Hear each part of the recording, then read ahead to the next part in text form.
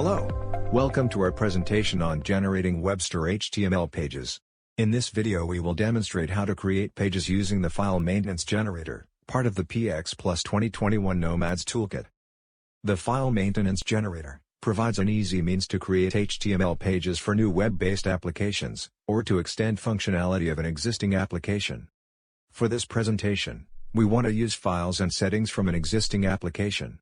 To do this we change the prefix settings in our startup and Webster.php program, in doc.root. This provides access to the application files we are going to use. To make things easier, we are going to use the PxPlus IDE. This will provide access to the Nomads Toolkit, and utilities. First we will create a project, setting its current directory to where we installed Webster Plus. This will ensure the startup, created during installation, will run prior any Nomads utility. Now we can create a library. Select Create Application Library, found in the Graphical Application Builder section. You can also select an existing library. On the library selection screen, click on the File Maintenance button. We will then be prompted to enter the name of the page we want to create. The generator records your preferences in a file called main_templates. If this file does not exist, you will be prompted to create it. The system will now launch the File Maintenance Generator. It will lead you step by step through the creation of either Nomads or Webster Plus based file maintenance screens. You can navigate through this process using the Next and Back buttons found at the bottom of the screen. This utility can generate both panels for Nomads and Webster HTML pages. Click the HTML page checkbox. This will indicate you also want the HTML for Webster to be generated. The first time you select HTML output on any screen library, the system will ask where to place the generated HTML files. Click Yes, then confirm the location. Now, select the table which we want to use. You can click the Query button, then select the table from the list provided, or enter its name directly. Press Next to advance to the Properties page. For Webster, these are not used. Instead the system uses the internal _fm variable settings. Press Next to continue.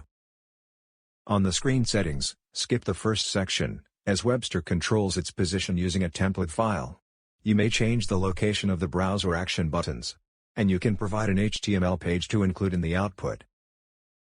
On the Controls page, you can control the prompt alignment, insertion of a colon after the prompt, and the asterisk beside required fields. Due to the responsive nature of Webster pages, all other settings are Nomads only. For most applications, you will not need to change anything on the Keys screen. In the Fields screen, you define the table elements you want, along with their placement. The system provides for 2 columns of display, and the ability to define multiple folders. For the purposes of this demonstration, we are going to enable multiple folders. We can now drag and drop the elements we want on the main screen. In this example, we will place the description beside the key. We can enter the name of the first folder as description. Then continue to drag the elements we want over to the desired locations. We now define our next folder, Inventory, and add the elements we want in it. For our final folder, Sales, we will include the year-to-date and prior year's information, along with their respective subtitles. Before leaving this screen, we might want to change the type of folders to use. Click the Folder Options button and choose Top, Left Sidebar, or Web Style Folders. Only these 3 are presently supported by Webster.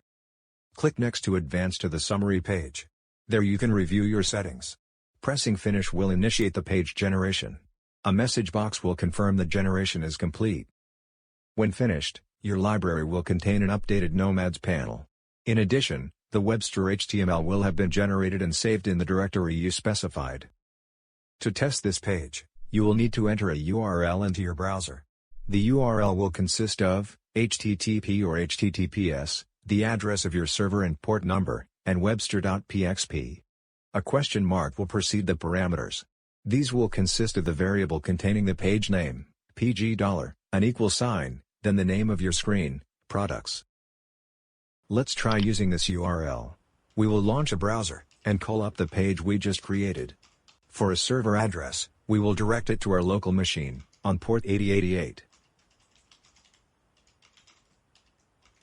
We specify products, as the page we want to use. You should be able to call up the various records in your file, and even edit them. Finally, if your settings are correct, all the input validation and queries will work based on your data dictionary definitions. This completes our Webster Plus page generation video. Thank you for watching, and don't forget to check out our other Webster Plus training videos.